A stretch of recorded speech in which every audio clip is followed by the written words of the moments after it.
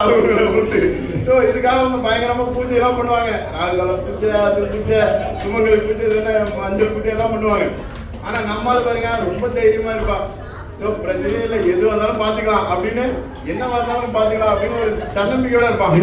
பயம் அறியாதுன்னு சொல்லுவாங்க. அப்படிதான் நடுவர்களே. ஆனா இவன் ரொம்ப நம்பிக்கையா இருப்பான். ஆனா ரொம்ப நாள் கழிச்சுதான் தெரியாது மூட நம்பிக்கை. அதுக்கப்புறம் நம்மளால பாடுவாங்க பாருங்க, சக்தி கொடு அப்படின்னு சக்தி மசாலா பாக்கெட் கொடுத்துருவாங்க. சக்தி கொடு அப்படின்னு ஊருக்குள்ள பாடிட்டு இருப்பான். அண்ணா சத்தியமா மெய்ய பண்ணா அதை பத்தி சொல்லலாம். நேரம் வந்து பார்த்த மாதிரி சொல்றீங்க. சரி, சாப்பாடு விஷயத்துக்கு வருவோம் நடுவர்களே. இவங்க தான் சொன்னாங்க, சாப்பாடு விஷயத்தை பத்தி சொன்னாங்க. வீட்டுல ஒரே டைப் சாப்பாடு தான் எப்பயுமே இருக்கு. இதுவே நீங்க ஹோட்டலுக்கு போங்க, இட்லியில 10 ரூபாய் வச்சிருக்கான். தட்டு இட்லிங்கிறான், பொடி இட்லிங்கிறான், ரவை இட்லிங்கிறான், 1008 ஐட்டம் வச்சிருக்கான். தோசையில எடுத்துட்டீங்கன்னா அதுல ஒரு 10 மாவெல்லாம் வேஸ்ட் பண்றது இல்லை, ஏதாவது பண்ணிடுறாங்க. ஏதோ செய்யறாங்க புதுசா. இப்படி பல ஐட்டம் வச்சிருக்கான். சரி, நம்ம வீட்டு ஃப்ரிட்ஜை திறந்து பார்ப்போம்.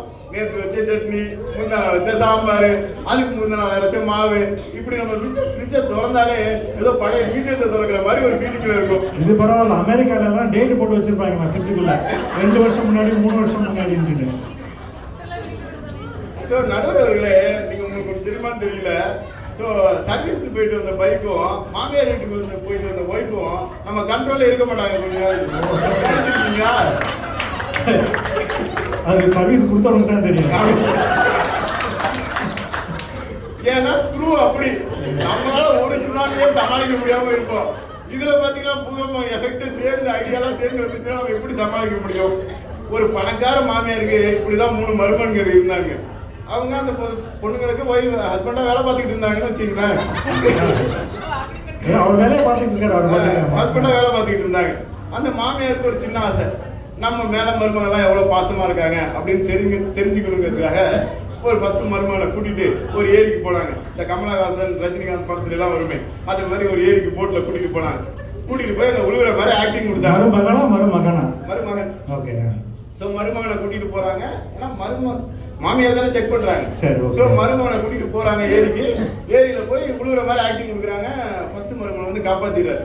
காப்பாத்தினோன்னு அந்த மாமியாருக்கு ரொம்ப ஹாப்பி. வீட்டுக்கு வந்தோன்னா அடுத்த நாள் பாத்தீங்கன்னா ஒரு பெரிய பாத்ஃபைண்டர் கார் நிக்குது வீட்டுல, மாமியாரின் அன்பு பரிசு அப்படின்னு மருமகன் பேர்ல நிக்குது. சோ 2வது மருமகனையும் கூட்டிட்டு இதே மாதிரி அடுத்துட்டு போறாங்க. ஏரியில போய் உழுவுற மாதிரி ஆக்டிங் கொடுக்குறாங்க. அவரும் காப்பாத்திடுறாரு. வீட்டுக்கு வந்தோன்னா அடுத்த பாத்ஃபைண்டர் நிக்குது, மாமியாரின் அன்பு பரிசு அப்படின்னு நிக்குது.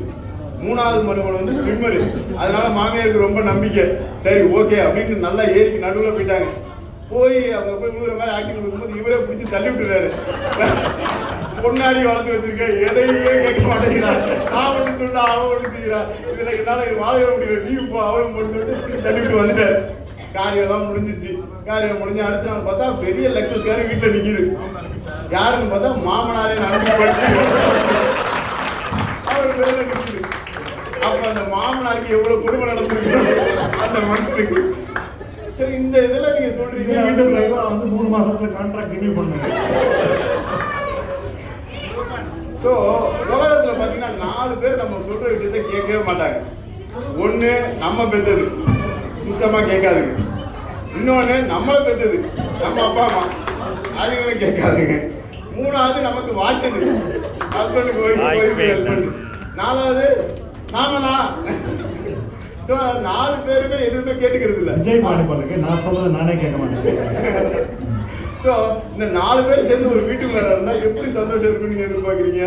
கண்டிப்பா அதே மாதிரி இருக்கிறதுக்கான வாய்ப்பு இல்லை. ஒரு டாக்டர் வந்து ஒய்ஃப்ட சொன்னாரு, அவங்க புருஷனுக்கு வந்து ரொம்ப ஸ்ட்ரெஸ்ஸா இருக்கு, ஸோ அதனால நீங்க வந்து அவருக்கு கொஞ்சம் நிம்மதி கொடுக்கணும், அதனால நான் மாத்திரை எழுதுறேன், தூக்க மாத்திரை எழுதுறேன் அப்படின்னு சொன்னார். அப்ப அந்த ஒய்ஃப் கேட்கறாங்க, எந்தெந்த வேலைக்கு கொடுக்கணும்னு சொல்லுங்க டாக்டர் அப்படின்னு கேட்கறாங்க. அது அவருக்கு இல்ல, உங்களுக்கு. நீங்க சாப்பிட்டுட்டு படுத்தீங்கன்னா அவர் நார்மல் ஆயிடுவாரு அப்படின்னு சொன்னாங்க. ஸோ இதை வந்து எதிர நீ கேட்கலாம், ஏதோ உங்களுக்கு குடும்பத்துல ஏதோ பிரச்சனை போல இருக்கு, அதனால தான் பயங்கரமா புலம்புறீங்க போல இருக்குன்னு. ஆனா எனக்கு இன்னும் கோல்டன் பீரியட் கண்டினியூ ஆகிட்டு இருக்கு நடுவர்களே. ஒரு சில அதிர்ஷ்டசாலிகளை நீங்களும் ஒருத்தர் பண்ணுங்க. ஆனா இப்ப உங்களை பேசுறதுனால நீங்க முன்னாடி ஒய்ஃப்ட பர்மிஷன் வாங்கிட்டு தானே பேசுறீங்க. ஆமாமா, அதெல்லாம். ஸோ மதுரையில் இப்படிதான் நான் சாப்பிட்டுட்டு இருக்கும்போது பக்கத்துல ஒரு கொத்து பரோட்டா போட்டுக்கிட்டு இருந்தாங்க. ஒருத்தர் வந்து சாப்பிட வந்தாரு. சாப்பிட வந்துட்டு இருக்கும்போது நாங்கெல்லாம் சாப்பிட்டு இருக்கோம். அவர் வந்து ஆர்டர் பண்ணார் ஒரு கொத்து பரோட்டா வேணும்னு சொல்லிட்டு. மாஸ்டர் அடிக்க ஆரம்பிச்சார், டிங் டிங் டிங்னு அடிக்க ஆரம்பிச்சாரு. அவர் இன்னும் நல்லா கொத்துனார். அவரும் அடி பயங்கரமா கொத்திட்டு இருக்காரு. ரொம்ப கொத்தி முடிச்சுன்னா அவரால் மாஸ்டரை பொறுக்க முடியல. அவர் திருப்பி கேட்கிறாரு, யோ இதுக்கு மேல கொத்துனா அது மாவாயிருக்கா, ஆல்ரெடி மாவாயிருக்கு, இது என்னையா பண்ண சொல்றேன், தூக்கி போட்டு வீட்டுல பிரச்சனைப்பா, அங்க தாக்க முடியல, அதனால வந்து என்னால குத்த முடியல உன்னை குத்த அப்படின்னு. ஸோ ஒரு மேலோட கஷ்டம் இன்னொரு மேலுக்கு தான் புரியும் அப்படிங்கிற இந்த உலகத்துக்கு புரிய வைக்க எல்லாவற்றுக்கும் மேலான எங்களுக்கு மேலான நடுவர் அவர்களே, நீங்க ஒரு நல்ல தீர்ப்பு கொடுப்பீங்க நாங்கள் எதிர்பார்க்கிறோம். ஸோ குடும்பத்துக்குள்ளார இருந்தால் தான், அதாவது வீட்டுக்குள்ளார இருந்தால் தான் மகிழ்ச்சி, எல்லாமே அப்பதான் சந்தோஷம் இருக்கும் அப்படின்னு ஒரு சென்டிமெண்டலா வேணா பேசலாமே தவிர ப்ராக்டிக்கலா திங்க் பண்ணி பார்த்தீங்கன்னா வீட்டுக்கு வெளியே தான் மகிழ்ச்சி அப்படிங்கிறதா உண்மை. இதை ஆணித்தரமாக சொல்லிக்கொண்டு என்னுடைய உரை நிறைவேற்றி ரொம்ப கலகலப்பான பேச ஆரம்பிச்சு முதல்வருடைய பேச்சு நல்லா பேசினாரு. அவர் சொன்னார் மேலான தீர்ப்பு ரொம்ப மேலே பேசிக்கிட்டே இருந்தார். அவர் நீங்கள் பேசுனதோட இவங்க மேலாக பேசுனாங்கன்னா தீர்ப்பு அந்த பக்கம் போயிடும். இல்லாட்டி உங்கள் மேலே ஒரு கருத்தனை வந்து உங்கள் பக்கம் தீர்ப்பு வந்தாலும் வரலாம்.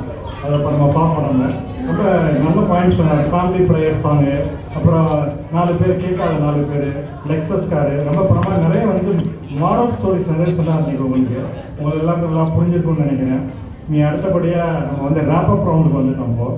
இப்போ ஒரு அணிலேருந்து வந்து அவங்க அணி தலைவர்கள் வந்து ராப்பப் பண்ணுவாங்க. முதல்ல சீதாலட்சுமி ஆட்சியை கூப்பிடுறோம். மறுபடியும் எல்லாருக்கும் வணக்கம். கொஞ்சம் பேர் பட்டிமன்றத்துக்கு லேட்டாக வந்ததுனால நாங்கள் இப்போ ஃபர்ஸ்ட்லேருந்து ஆரம்பிக்கிறோம் பட்டிமன்றத்தை. எல்லாரும் பசிக்குதான் அப்படிலாம் நினச்சி பயந்துடாதீங்க. ஒரு 2-3 நிமிஷம் தான் சொல்லிட்டு கிளம்பிடுவோம்.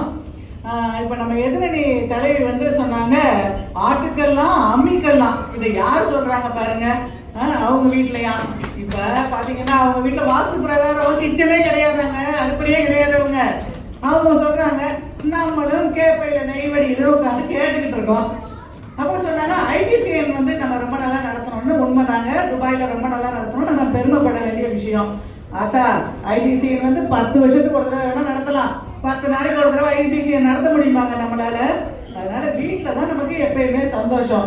அதனால தான் அவங்க பொண்ணை கூட அவங்க வீட்டில் விட்டுட்டு வந்திருக்காங்க பாருங்க. இன்னைக்கு கூப்பிட்டு வந்திருக்காங்களா பொண்ணுக்கு தெரியுது, அம்மாவுக்கு தெரியல. உள்ள ஜீவனை பார்த்துக்கிறேன். அடுத்து நம்ம தெய்வா வந்து நிறைய சொன்னாங்க, பயங்கரமா பேசினாங்க. Very good. வந்து லக்ஷ்மணன் வந்து எப்ப பார்த்தாலும் கிரிக்கெட்டுக்கு போயிடுறாராம். வீட்டுல இருந்தா ரிமோட் எடுக்கிறதுக்கே அவர் பர்மிஷன் கேட்கணுமாங்க. அப்புறம் அவர் எதுக்குங்க வீட்டுல இருக்க போறாரு அவரு? அப்புறம் இந்த கான்ட்ராக்ட் பத்தி சொன்னாங்க. அது வந்து யங்ஸ்டர்ஸ் எல்லாரும் ரொம்ப தெரிஞ்சுக்க வேண்டிய பாயிண்ட், ரொம்ப நல்ல பாயிண்ட். லக்ஷ்மணன் தம்பி நீ நோட் பண்ணிக்கப்பா, உன் நல்லதுக்கு தான் சொல்றேன். அப்புறம் வந்து குழந்தைய ஸ்கூலுக்கு அனுப்புறத பத்தி சொன்னாங்க. உண்மையே சொல்லுங்க, மரியாதையில ஸ்கூலுக்கு அனுப்புறாங்க குழந்தைய, நீங்க அனுப்புற மாதிரி பேசுறீங்க.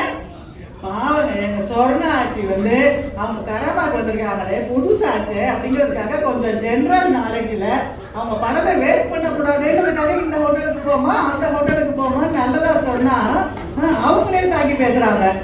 நல்லதுக்கு காலமே இல்லை.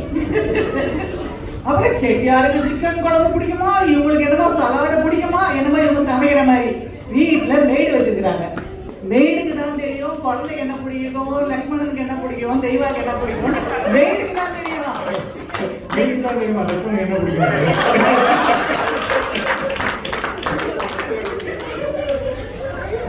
அதுக்கப்புறம் இன்னொன்று சொன்னாங்க, வெளியில போனா வந்து பாராட்டுறாங்களாம், ஆபீஸ்ல பாராட்டுறாங்களாம், ஒத்துக்குறவங்க எவ்வளவு நாளைக்கு பாராட்டுவாங்க, ரிட்டையர் ஆகிற வரைக்கும் பாராட்டுவாங்க. ரிட்டையர் ஆனதுக்கு அப்புறம் மறுநாள் நீங்க போய் இந்த சீட்ல உட்கார முடியுமா உங்களால?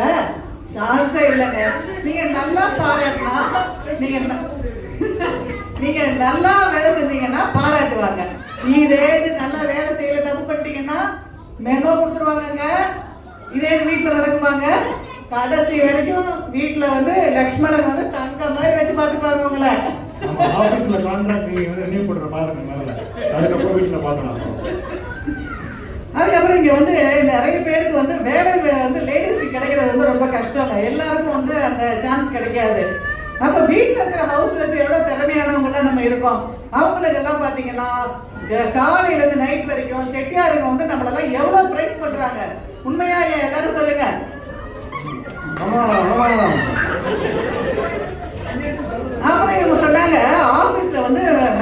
வந்து இவங்களுக்கு போராடுறாரா, ஓகே 8 மணிக்கு ஒரு நாள் ஆஃபீஸுங்க, 9 மணி வரைக்கும் தெய்வா போல. அவர் வந்து ஃபோன் பண்ணி பார்ப்பாருங்க, தெய்வாவை காணுமே ஃபோன் பண்ணி பார்ப்பாரு. அப்புறம் சரி சுவிட்ச் ஆஃப் ஆயிருக்கு போனு விட்டுருவாருங்க. சரி 10 மணிக்கு என்னடா தெய்வாவை இன்னும் காணுமே, இன்னொரு தடவை ஃபோன் பண்ணுவாருங்க, அப்பயும் சுவிட்ச் ஆஃப். அப்போ என்ன பண்ணுவாரு, கல்லிகை கூப்பிட்டு தம்பி இந்த பெண்டிங் ஒர்க் எல்லாம் நிறைய இருக்கும், அதை கொஞ்சம் பார்த்துருப்பான்னு சொல்லிட்டு அவர் வேலையை பார்க்க ஆரம்பிச்சிருவாரு. இதே நம்ம லக்ஷ்மணன் வந்து 9 மணிக்கு ஃபோன் பண்ணி பார்க்குறாரு, தெய்வா ஃபோன் சுவிட்ச் ஆஃப். மனுஷனால ஆஃபீஸில் வேலை பார்க்க முடியுமாங்க? உடனே 10 நிமிஷம் கழிச்சு மறுபடியும் ஃபோன் பண்ணுவாரு, மறுபடியும் சுவிட்ச் ஆஃப். மேனேஜர் மாதிரி அவர் வேலையை பார்க்க முடியுமா? கண்டிப்பா பதவதைக்குமா இல்லையா அவர் மனசு? அதனால என்னைக்குமே என்ன தெரியல. அப்புறம் அந்த ஹாப்பி ஹார்மோன் சுரக்குமாங்க, இல்லை என்னமோ டப்பா கிப்பாலாம் சொன்னாங்க, அதெல்லாம் நமக்கு ஒன்றும் தெரியாதுங்க. நம்ம ஈஸியாக அதெல்லாம் கொஞ்சம் ஏற்பாடு பண்ணால் நல்லா இருக்கும். இப்போ சந்தாவெல்லாம் ஏற்றிருக்கிறீங்க, அந்த சுரக்கிற ஹார்மோன் கொஞ்சம் எங்களுக்குலாம் லீவில் போயிடுவாங்க.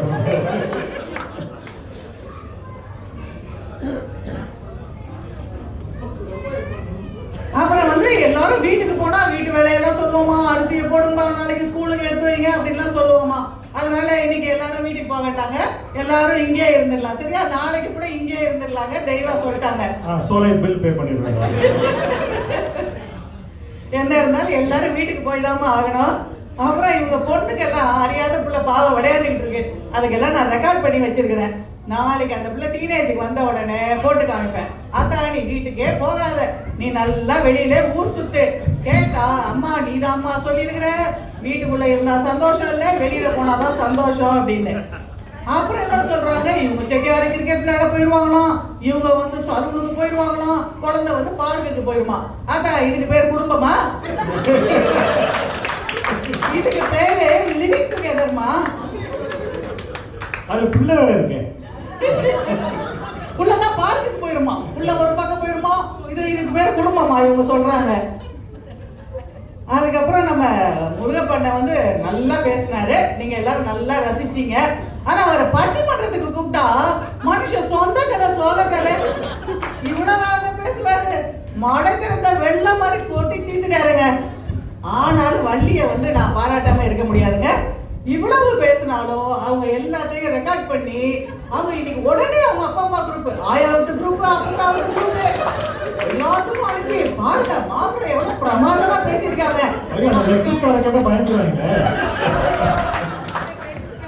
அப்படின்னு சந்தோஷப்படுவாங்க.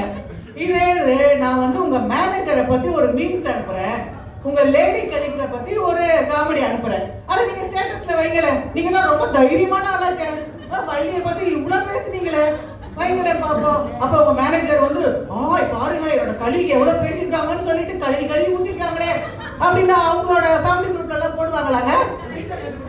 தெரியாம பேசுறாரு விட்டுருங்க பாவம்.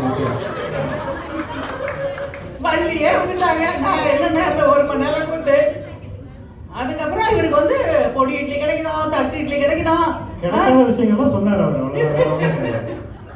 நீங்க சாப்பிடுற சாம்பார் சாதத்துக்கு சர்வீஸ் சார்ஜ் உண்டு, ஜிஞ்சர் டீக்கு ஜிஎஸ்டி உண்டுங்க ஹோட்டல்ல. வீட்டுல ஏதாவது கேக்குறாங்களா எங்க வள்ளி? மொபைல்ல ஸ்க்ரோல் பண்ணிக்கிட்டே இருக்காங்க. எங்க பொண்டாட்டி சொல்றத கேட்டா தட்டு இட்லி பொடி இட்லி எல்லாம் கிடைக்குங்க. பொண்டாட்டி வேற ஒரு போட்டோ அப்படியே ஸ்க்ரோல் பண்ணிட்டே இருப்பாங்க. அப்புறம் சொல்றாரு ஹோட்டல்ல வந்து விதவிதமா கொடுக்குறாங்களாம், இவங்க வீட்டுல வந்து சுட வச்சு கொடுக்குறாங்களாம். அட்லீஸ்ட் வீட்டுல என்னைக்கு என்ன சமைக்கிறாங்கன்னா தெரியும், ஹோட்டல்ல என்னைக்கு சமைச்சானோ செத்தத்தை சமைச்சானோ உயிரோட சமைச்சானோ தெரியுமா நமக்கு? அதுக்கப்புறம் எல்லாரும் நினைச்சிட்டு இருக்கீங்க நம்ம முருகப்பனுக்கு 80s கிட்ஸ் ஒரு பொன் குழந்தை மட்டும்தான் இருக்குன்னு. ஒரு பையன் இருக்காங்க, பெரிய பையங்க, படிப்பாளி அவன். அவனுக்கு தான் முதல்ல கல்யாணம் பண்ணணும். கல்யாணம் பண்ணல எல்லாரும் விசாரிப்பாங்கல்ல துபாயில, எங்களை விசாரிப்பாங்க, நிறைய பேர் கேட்பாங்க. இந்த வீடியோ போட்டு அனுப்பிச்சு விட்டுருங்க. நான் சொல்றேன் முருகப்பன் ஃபேமிலி சூப்பர் ஃபேமிலி. பள்ளி அவ்வளவு தங்கமானவங்க, செட்டியார் என்ன பேசினாலும் வீட்டுக்கு போன உடனே நைட்டு டின்னர் உண்டு.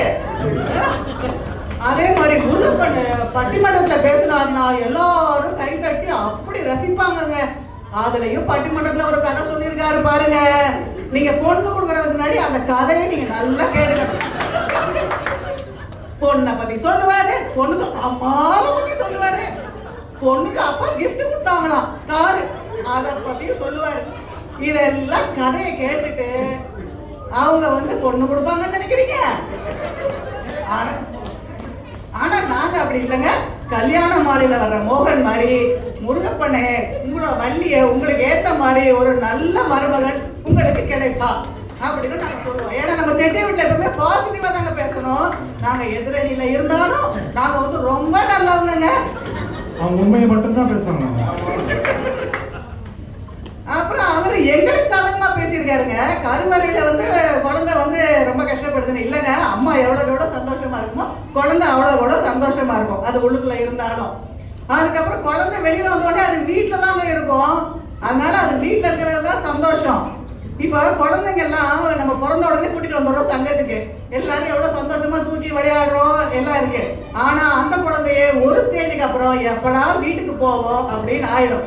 அப்ப வீட்டுக்கு போய் அதை குளிக்க வச்சு அதை தூங்க வச்சாதான் அதுக்கு சந்தோஷம்.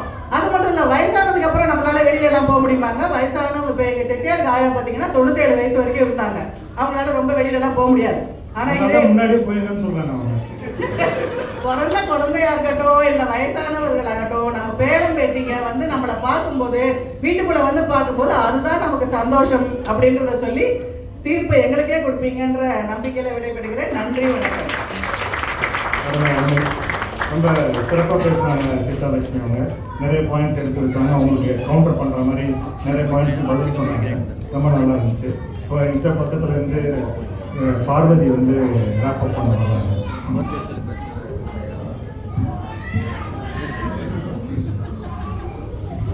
எல்லோருக்கும் மீண்டும் வணக்கம்.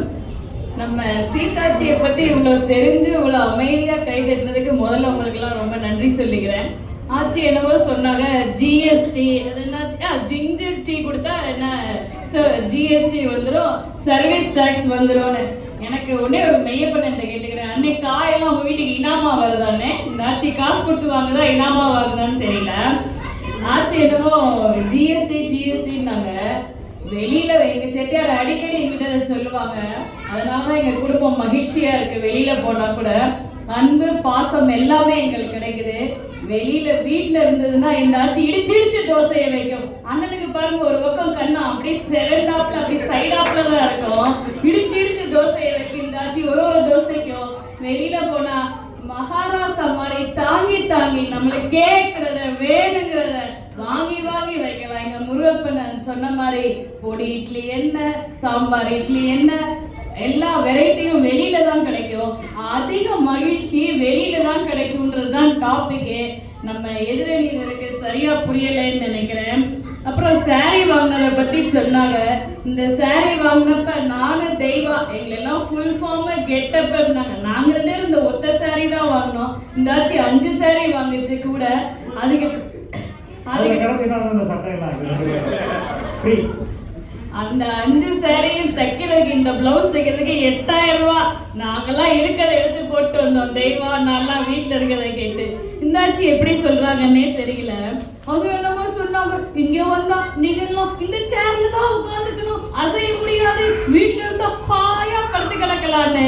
புறா கூடு மாதிரி இருக்க வீட்டுல 1 மணி நேரம் இருக்கலாம், 2 மணி நேரம் இருக்கலாம், அட மிஞ்சி போனா 2 நாள் இருக்கலாம். ஒரு நாள் அப்படி காலார வெளியே வந்து மனுஷ மக்களை பார்த்தா தானே சந்தோஷம். இந்த பாருங்க எவ்வளவு பேர் முகத்துல மகிழ்ச்சி இருக்கு.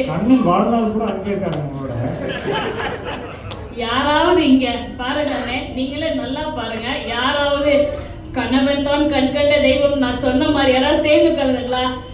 செட்டியாருக்கிட்ட உட்காந்தா 10 அடி தள்ளி ஆட்சி அந்த ஓரமா தான் உட்காந்துருக்காங்க. இல்ல நடுவர்களே, முருகன் சொன்ன மாதிரி பைக்காலஜி மாதிரி சேராலஜி நடுவர்களே சேர்ந்து உட்காந்துருந்தா அது புதுமண தம்பதிகள் அர்த்தம். இங்க யாருக்குமே கான்ட்ராக்ட் ரெனியூ ஆகல, சேர்ந்து உட்காரல.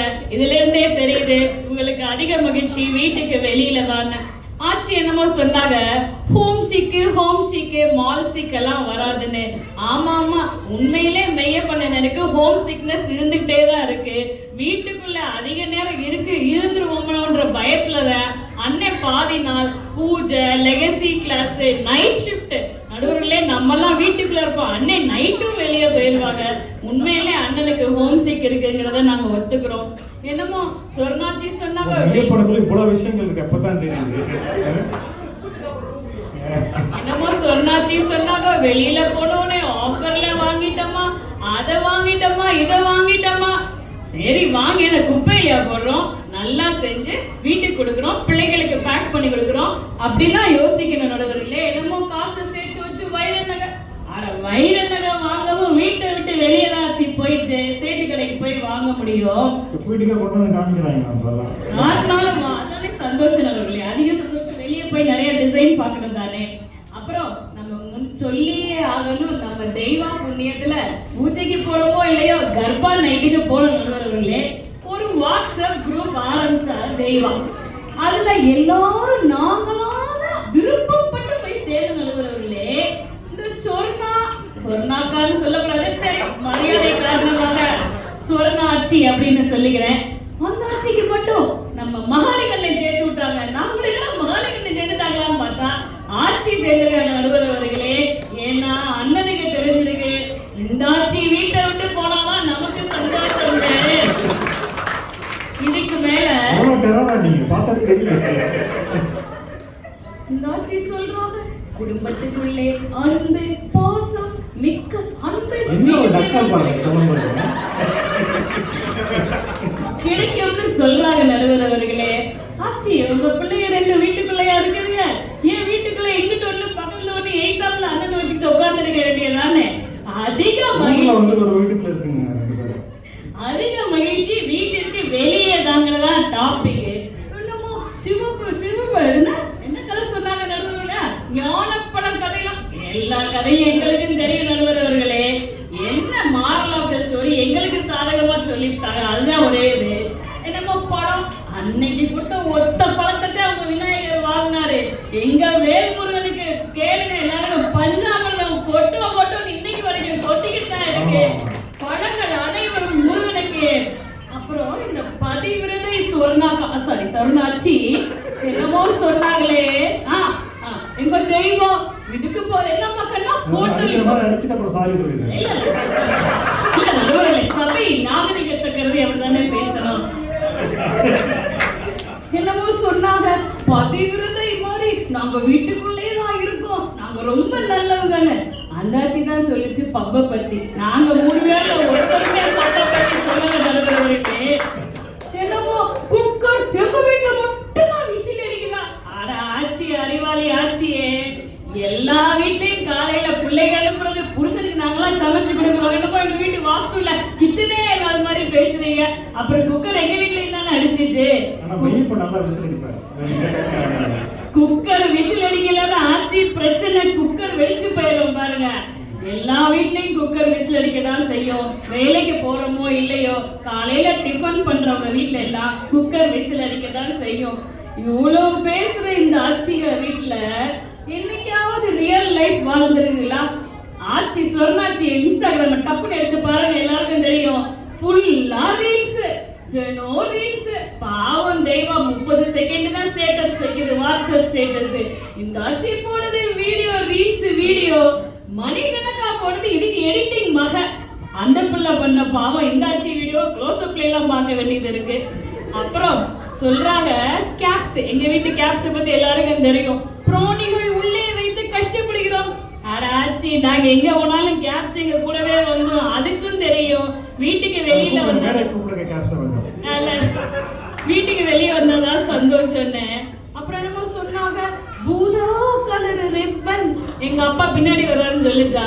நான் குடும்பத்துக்கு அடக்க உடக்கமா இருக்கிற ஆட்சி என்ன செய்வாங்க, கொஞ்சம் அமைதியா அப்படியே போயிருவாங்க. இருந்தாலும் இந்த ஆட்சி கவுண்டர் கொடுத்திருப்பாரு, ரவுடிஸ்கே கவுண்டர் கொடுத்திருக்குன்னா இது எப்படியாப்பட்ட தர்ம பத்தினியா இருக்கணும்னு யோசிச்சு பாருங்க நடுவர்களே. பாதுகாப்பு இல்லை, வெளியே போனா பாதுகாப்பு இல்லை. என்ன சுதந்திரம்னா நகையெல்லாம் போட்டுக்கிட்டு காந்திஜி வெளியே போச்சோம்னாதான் பாதுகாப்பா? ஆட்சி நீங்க அம்பிட்டு நகை போனா நீங்க வீட்டுக்குள்ளே இருந்தாலும் வீட்டுக்கதவை உடைச்சு எல்லாத்தையும் அள்ளிக்கிட்டு போயிடுவாங்க. அது இல்ல பாதுகாப்பு. மகிழ்ச்சிங்கிறது வீட்டுக்கு வெளியில தான் அதிகமாகுறதுதான் டாபிக். என்னமோ வெற்றி தோல்வி, வெளியில போனா தோல்வியா இருந்தா மனசு இருக்காது. There is a friend and a shoulder to lean on ஆச்சி. வீட்டுக்குள்ள குடும்பம் எப்படியோ ஃப்ரெண்ட்ஸும் அந்த மாதிரி தான். அதனால வீட்டுக்குள்ள இருக்கிறது மட்டும் மகிழ்ச்சி இல்லை. அப்புறம் நம்ம தெய்வானாச்சியை பத்தி சொல்லியே ஆகணும். நடுவர்கள இது உங்களுக்கு தான், நல்லா கேட்டுக்கங்க. கவுண்டர் அண்ணே இப்படித்தான் கண்ணே மணியே தெய்வா தெய்வான அப்படின்னு சொல்லி 5 நிமிஷத்துக்கு மேல அண்ணனுக்கு பேச தெரியாது, பாவம் நல்லவர் அண்ணன். அண்ணனால பேச முடியல அப்படின்னு சொல்லி தீபாவளிக்கு ஷாப்பிங் ஆட்சியை கூட்டிக்கிட்டு போய் கடைகளையா வாங்கிட்டு வந்தோடனே கண்ணே மணியன்னு சொல்ல போது வராத கந்தரப்பம் பணியாரம்லாம் வீட்டுக்கு வீடத்தே ஆட்சி சுட சுட கொண்டாந்து வச்சாங்க. ஸோ அதிக சந்தோஷம் ஆட்சிக்கு உங்களுக்கு வீட்டுக்கு வெளியே தானே. அப்புறம் நம்ம இந்த வருத்தப்படாத வாலிபர் சங்கம் நம்ம சோமு பையனை பத்தி சொல்லியே ஆகணும்ல. யார் எழுதி கொடுத்தா? சிந்து தான் எழுதி கொடுத்துருக்குன்னு நினைக்கிறேன். தெரியுது பார்த்தாலே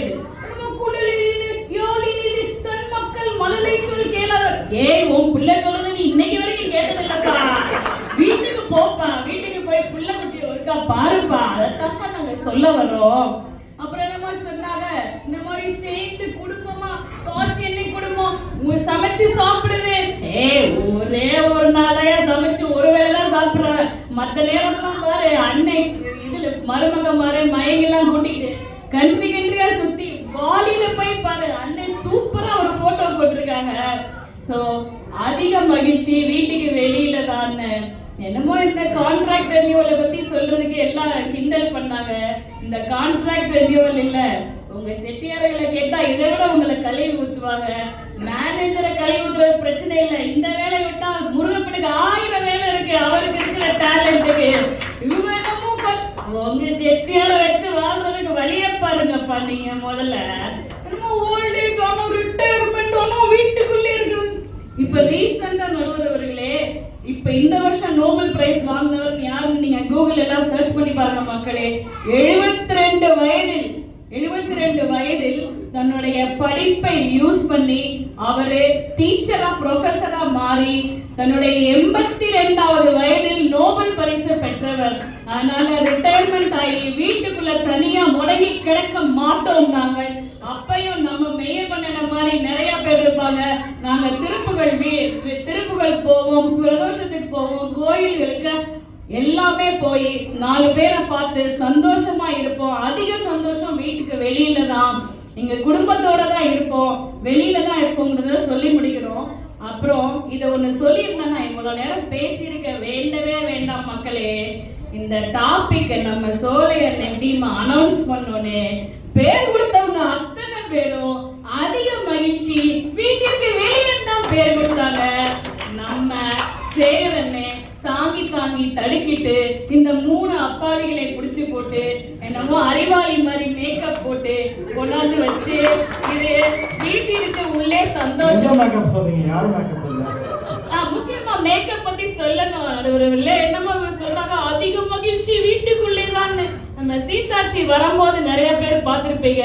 வரும்போது இந்த என்ன இல்ல இது இல்ல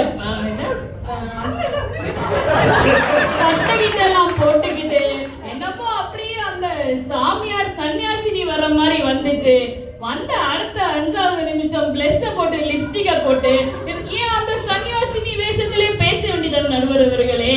ஆகவே பெண்களா இருந்தாலும் சிறு குழந்தைகள் முதல் பெரியவர்கள் வரை அனைவருக்கும் அதிக மகிழ்ச்சி வீட்டிற்கு வெளியே தான் என்று கூறி நிதர்சனமான உங்கள் உண்மையை உங்கள் முன் எடுத்து வைத்து நன்றி கூறி விடைபெறுகிறேன். நன்றி, வணக்கம்.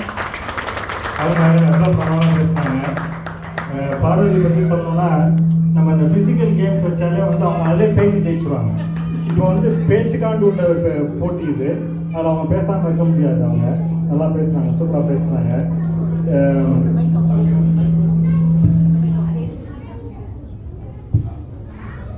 ரொம்ப சூப்பராக பேசுகிறாங்க அவங்க.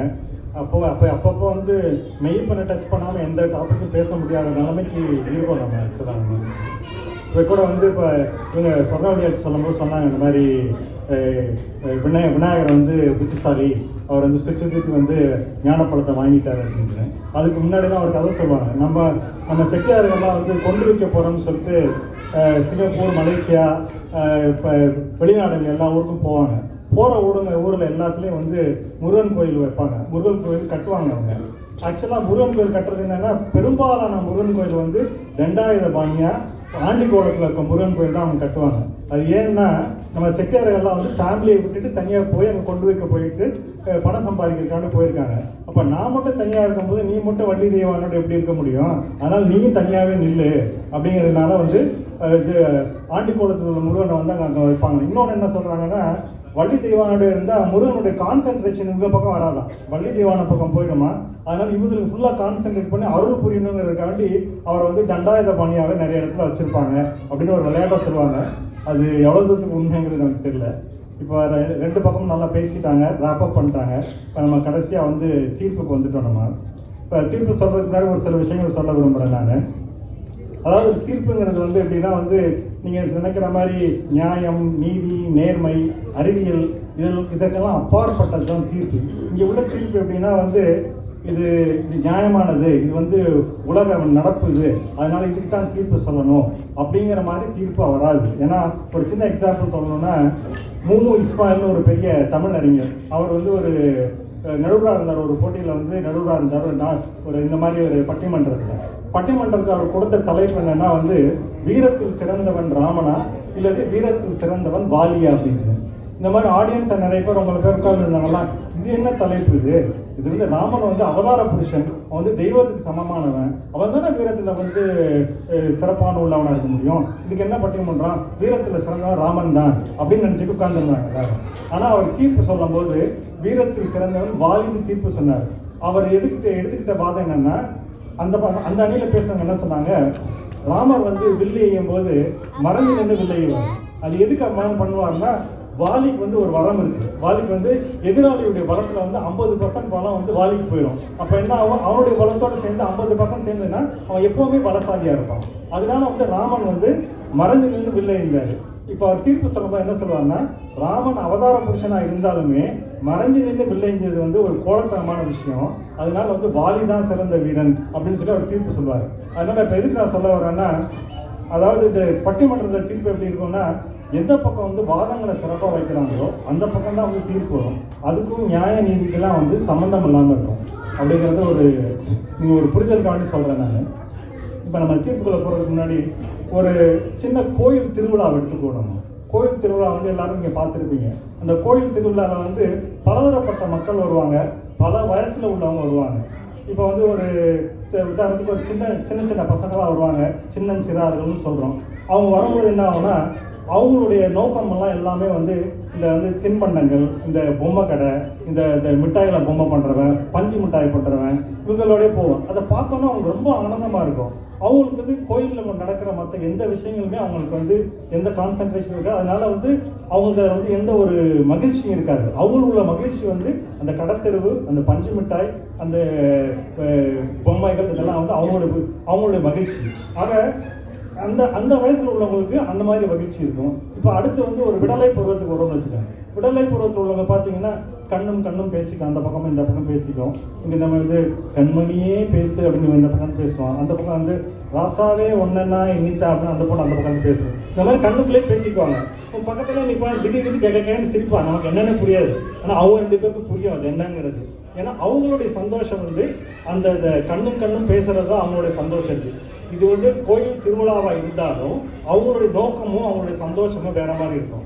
இதே மாதிரி ஒரு சின்ன தாய்மார்கள் எடுத்துக்கிட்டிங்கன்னா, சின்ன குழந்தை வச்சுருப்பாங்க, அவங்க அழகாக வந்து ட்ரெஸ் பண்ணி கொண்டு வருவாங்க. இப்போ ஒரு நல்ல பாட்டு ஒன்று இருக்குது, அந்த இது நீலவண்ண கண்ணாவாவா நீலவண்ண கண்ணாவாவா நீ ஒரு முத்தம் தாத்தா, சின்னஞ்சிறு திலகம் வைத்து சிங்காரமாய் புருவம் தீக்கி பொன்னாலான நகையும் பூட்ட கொஞ்சம் பொறுமை காக்குன்னு சொல்லி அந்த பையனை வந்து பொறுமையாக இருக்க சொல்லி அந்த நகை நட்டெல்லாம் போட்டுக்கிட்டு அந்த குழந்தைய தூக்கிக்கிட்டு அந்த தாய் வரும்போது கண்ணா உன்னை பார்த்தால் போதும் கவலையெல்லாம் மறந்தே போகும் அப்படின்னு அந்த தாயுடைய மனசு பாடும். அப்போ என்னன்னா, அந்த தாய்க்கு வந்து அந்த குழந்தை தான் உலகம், அந்த குழந்தை தான் அதனுடைய மகிழ்ச்சி. அப்போ வந்து அந்த தாயுடைய மகிழ்ச்சி வேற மாதிரி இருக்கு. இப்போ அடுத்து வந்து நம்ம வந்து மெய்யப்பன் மாதிரி மெய்யன்பர்கள்ட்ட வருவோம். நம்ம மெய்ப்பன் என்ன பண்ணுவாரு, அங்கேருந்து ஒரு கையை தூக்கி விட்டு தேவி என்ன பாருமா அப்படிம்பாரு.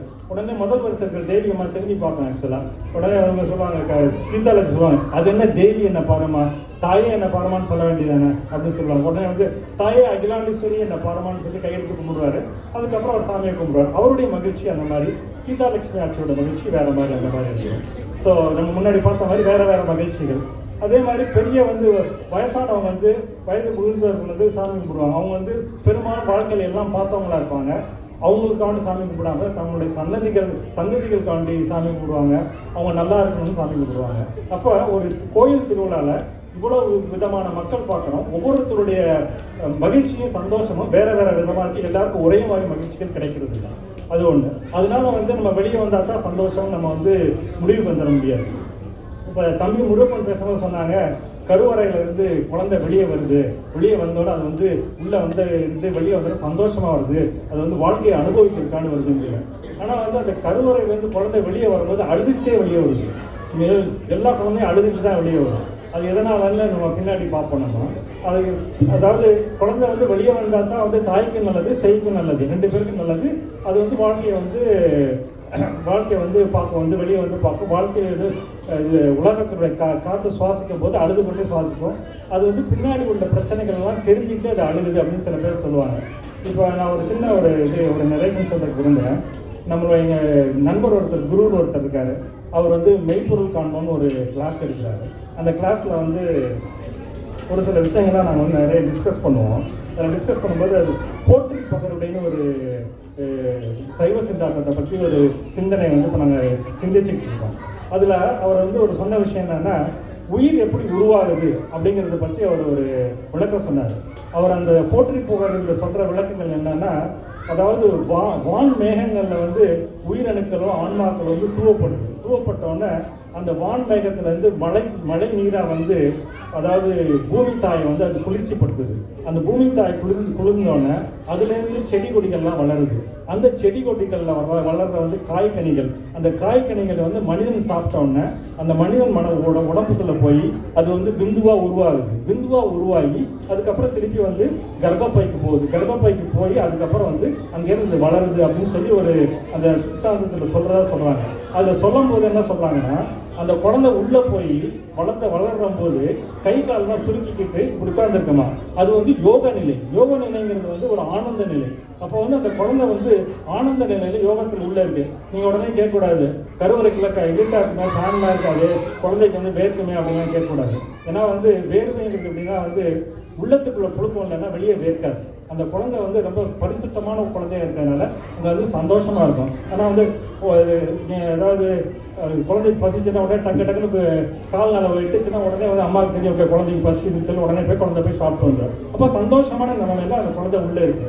அதே மாதிரி அந்த குழந்தை வெளியே வரும்போது தன்னுடைய கடமைகள்லாம் செய்யறதுக்கான குழந்தை வெளியில வருது. அது அழுகும் போது என்னன்னா, இறைவன்கிட்ட வந்து அழுகுதான், இந்த மாதிரி நான் வந்து முன்பிறவியில் செய்ய விட்ட கடமைகள்லாம் செய்ய விட்டுட்டேன், அதனாலதான் நான் வந்து இப்போ வந்து பிறந்திருக்கிறேன். இந்த பிறவியிலேயாவது நான் எப்படியாவது நல்லதை செஞ்சு உன்னுடைய திருவடிகளை வந்து நான் அடையணும் அப்படின்னு சொல்லி அது அழுது மன்றாடி எனக்கு வந்து என்னோட வாழ்க்கையில எல்லா நலங்களையும் எனக்கு பண்ணி கொடு அப்படின்னு சொல்லி அந்த உலக வாழ்க்கைக்குள்ள போகுது. உலக வாழ்க்கைக்குள்ள போய் உலகத்தில் உள்ள எல்லா விஷயங்களையும் அது பண்ண ஆரம்பிக்குது. அதாவது சொல்லுவாங்க, கருவறை முதல் கல்லறை வரை உள்ள பயணம் தான் வாழ்க்கை அப்படின்னாங்க. இப்போ அந்த கருவறையிலேருந்து குழந்தை வெளியே வந்தோன்னா வந்து அது சந்தோஷமா இருக்கு, ஆனந்த நிலையில இருக்கு அப்படிங்கிறத பார்த்தோம். அதே மாதிரி கல்லறைங்கிறது வந்து ஒரு சமாதி நிலை வந்து ஒரு ஆனந்த நிலை. அப்போ இதை வச்சு நம்ம என்ன சொல்லலாம்னா, உள்ள இருக்கும்போது சந்தோஷமா இருக்காங்க, அதாவது கருவறைகள் இருக்கும்போது சந்தோஷமா இருக்காங்க, சமாதிக்குள்ள இருக்கும்போது சந்தோஷமா இருக்காங்க. ஆக அதனால வந்து உள்ள இருக்கிறது தான் சந்தோஷம் அப்படின்னு நம்ம ஒரு முடிவுக்கு வந்துட முடியாது. இப்போ வந்து ஃபார் எக்ஸாம்பிள் நீங்க எடுத்துட்டீங்கன்னா, பாரதியார் வந்து ஒரு பாட்டு சொல்றாரு, விசையுறு பந்தினை போலே உள்ளம் வேண்டி செல்லும் உடல் கேட்டேன் அப்படின்னு அவர் சொல்றாரு. அப்ப என்னன்னா, நம்ம ஒரு மனுஷனுக்கு வந்து உடல் திடகாத்திரமான உடலாகவும் ஒரு ஆரோக்கியமான உடலாக மட்டும் இருந்தால் மட்டும் பத்தாது. அது வந்து செயல் புரியணும். செயல் புரிஞ்சாதான் அந்த மனுஷனுக்கு அழகு, அவனுடைய திடகாத்திரத்துக்கு அழகு. அதே மாதிரி தான் வந்து இப்போ வந்து ஒரு பில்லில் வந்து நம்ம நாளில் வந்து வில்ல பூட்டி அந்த அம்பை ஈயும் போது தான் வந்து அந்த அம்புக்குள்ள பெருமை. அந்த அம்பு வந்து அது இலக்கை நோக்கி போகும்போது தான் அதுக்கும் பெருமை, அந்த வில்லுக்கும் பெருமை, அந்த வில்லை அம்பை எய்தவனும். ஏன்னா ஏதாவது ஒரு காரியங்கள் செஞ்சால் தான் வந்து மனுஷனுடைய வாழ்க்கை வந்து பிரகாசமாக இருக்கும். நம்ம வெறுமனை உட்கார்ந்துருந்தா அதில் ஒன்றும் அர்த்தம் இல்லை அப்படிங்கிற மாதிரி. அதே மாதிரி தான் வந்து கண்ணன் வந்து காண்டீபம் எடு போர் தொடு என்று அர்ஜுனன்ட்ட சொன்னான். அப்போ காண்டீபம் எடுத்தாங்க, போர் தொடுத்தாங்க, மகாபாரதம் உருவாச்சு. அதே மாதிரி ராமன் வந்து அம்பு தொடுத்தான், ராவணனிடம் போர் தொடுத்தான், பின்னாடி ராமாயணம் உருவாச்சு. இப்போ சீதை வந்து கற்புக்கரசின்னு எல்லாருக்கும் தெரியும். சீதை கற்புக்கரசி, சீதையுடைய அது அனுமதி இல்லாமல் சீதை யாரும் தொட முடியாதுன்னு தெரியும். அதனால தான் வந்து ராவணன் வந்து சீதையை வந்து எடுத்து கொண்டு போகும்போது அந்த நிலத்தை அப்படியே பேச்சு எடுத்து கொண்டு போயிடுவான். ஏன்னா சீதையை தொட முடியாது. அதனால இப்போ ராமனுக்கு தெரியும் நல்லா சீதை வந்து கற்புக்கரசி, அவருடைய அவருடைய அனுமதி இல்லாமல் யாரும் தொட முடியாதுன்னு தெரியும். அவன் வந்து அசோகவனத்தில் வச்சிருந்தா கூட அவன் நினைக்கலாம் அந்த மாதிரி வந்து சரி அவ்வளோதான் யாரும் தொட முடியாது, ராவணனால எதுவும் பண்ண முடியாது, அவனா போர் அடிச்சு போய் கொண்டு வந்து விட்டுருவான் அப்படின்னு பேசாமல் அவர் பாரு ராமர் பாரு உட்கார்ந்துருந்தாருன்னா நமக்கு இன்னைக்கு வந்து ராமாயணத்தை பற்றி பேச போகிறது இல்லை, ராமனை பற்றி பேச போகிறது கிடையாது, சீதையை பற்றி பேச போகிறது கிடையாது. ஏன்னா வந்து அவர் அவதார புருஷனாக இருந்தால் கூட அவர் வந்து செயல் புரிஞ்சதுனால தான் வந்து நம்ம வந்து அவரை பற்றி இன்னைக்கு பேசுகிறோம். அதனால வந்து வெளி உலகத்தில் போய் செயல் புரிகிறது தான் வந்து மகிழ்ச்சியா அப்படின்னும் நம்ம சொல்ல முடியாது. ஏன்னா மகிழ்ச்சிங்கிறதே நம்ம முன்னாடி சொன்ன மாதிரி வெவ்வேறு கோணங்களில் பார்க்கணும் நம்ம மகிழ்ச்சியை வந்து. இப்போ உதாரணத்துக்கு வந்து ராமன் வந்து காட்டுக்கு போகிறார். அதாவது ராமாயணத்தில் ராமன் வந்து காட்டுக்கு போகிறார். காட்டுக்கு வந்து ராஜாவாக இருந்த காட்டுக்கு போகிறாரு. காட்டுக்கு போய் வந்து பல இன்னல்களை வந்து சந்திக்கிறாரு, சீதையை பறிகொடுக்கிறாரு, அப்புறம் வந்து போர் தொடுக்கிறாரு. போர் தொடுத்து போரில் ஜெயித்து மீண்டும் உள்ளே வருகிறார். எங்கே உள்ளே வருகிறார்? அதாவது தசரதபுரத்துக்கு உள்ளே வர்றாரு, ராஜா ராமனாக உள்ளே வருகிறார்.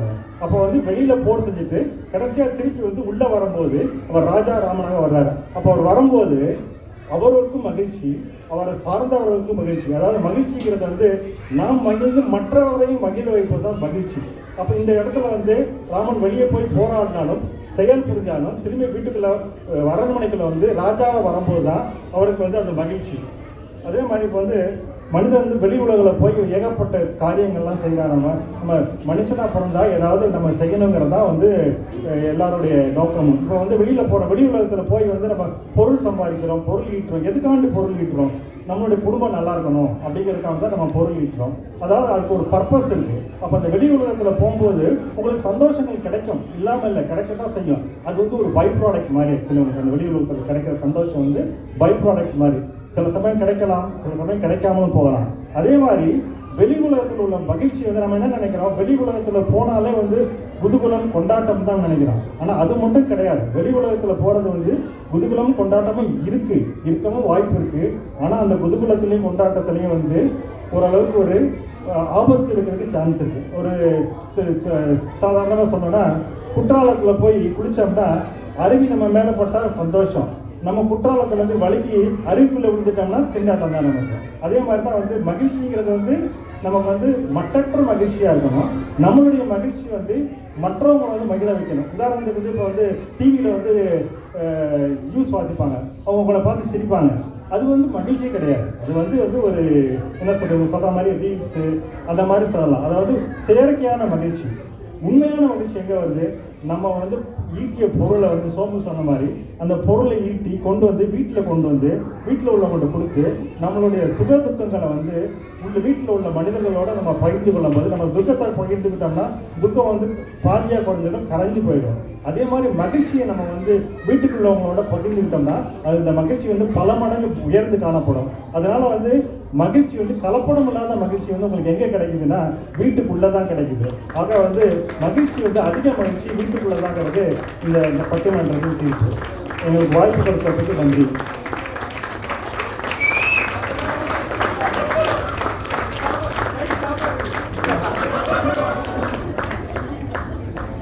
மிக அருமையான பட்டிமன்றம். ஆனால் முருகப்படுத்தினார் சார்ஜால வீடியோ எடுத்துருக்கவங்களுக்கு பின்னாடி இப்படி ஒரு ரகசியம் தெரியல, எனக்கு இன்னைக்கு தான் தெரிய வந்துச்சு. மிக்க நன்றி. அருமையான பட்டிமன்றம். அதை நடத்தி கொடுத்த சோமசேகர் அண்ணன் மற்றும் அவர் குழுவிற்கு மீண்டும் ஒரு அரங்கம் நிறைந்த கைத்தட்டலை கொடுக்குமாறு பணியுடன் கேட்கிறேன். விசில் எடுத்த அண்ணனுக்கு நன்றி.